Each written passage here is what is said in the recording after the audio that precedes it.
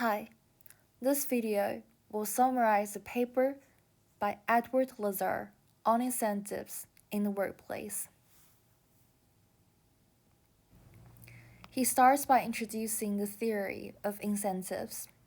According to Lazear, there is evidence that compensation induces work and affects worker behavior. The pay structure can therefore become more effective when we take worker behavior into consideration.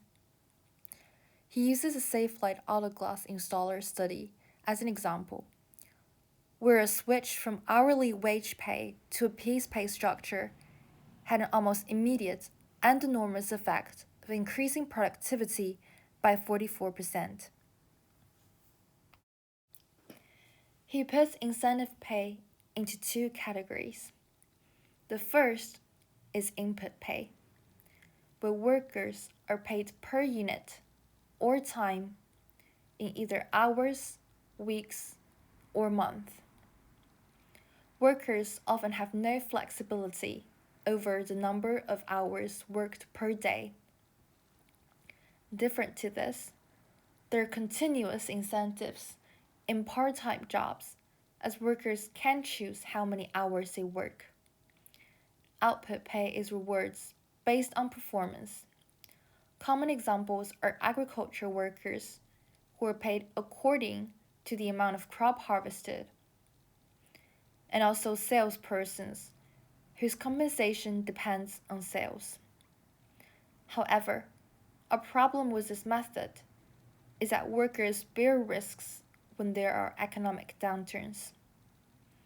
Lazear also highlights the rise of output-based pay as the gig economy develops. He first discusses piece rates and continuous output incentives. In this case, output is easily observed. For example, you can clearly measure units of a product produced in a factory.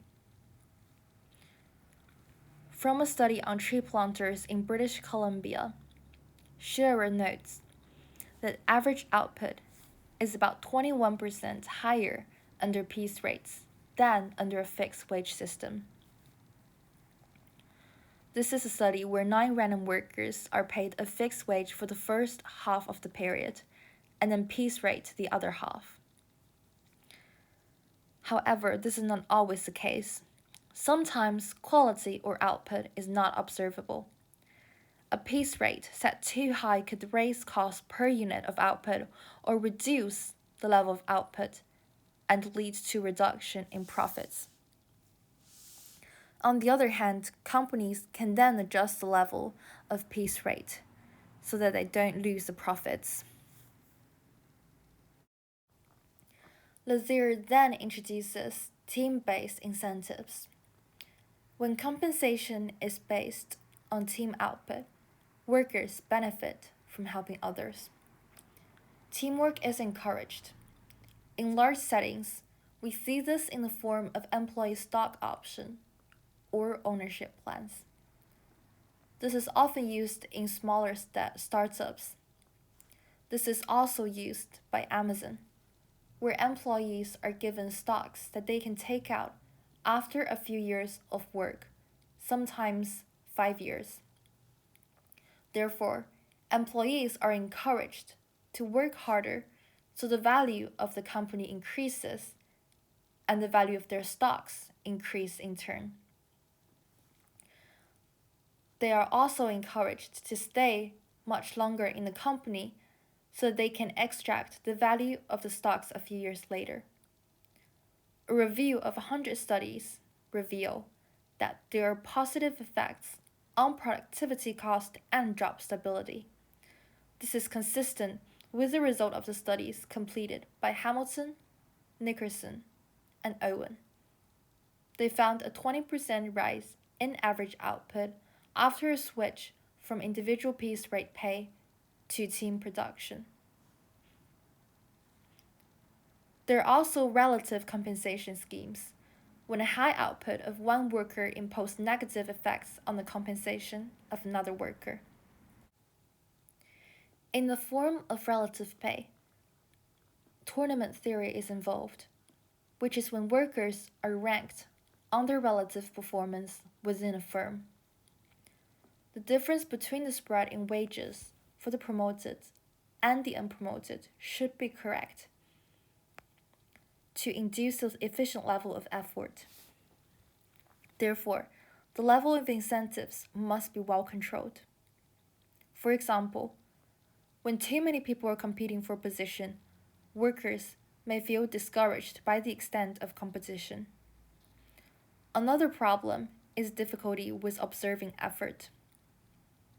Lazear uses absenteeism as a clever proxy. Another problem is that tournaments encourage more risk-taking because of attractive rewards. This is a negative example of how incentives affect worker behavior. Kinney and Williams suggest that firms with a bigger pay gap undertake more risks that can be reflected in cash flow volatility and returns volatility. Riskier investments are found.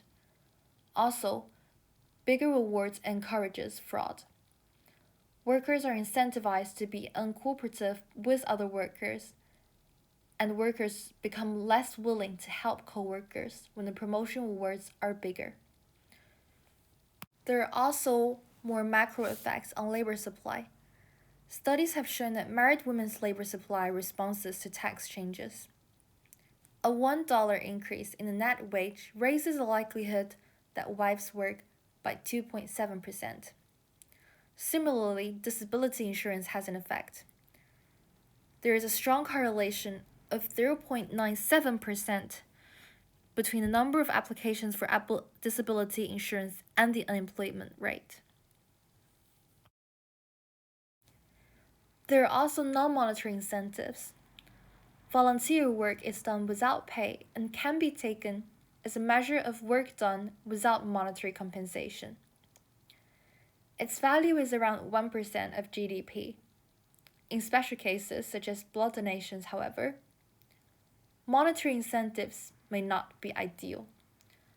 It could crowd out intrinsic motivation. Therefore, monetary incentives are not always necessary. Although overall, they are essential as the market does not provide sufficient incentives to work itself. Lazear provides a very clear picture of different types of incentives in the workplace.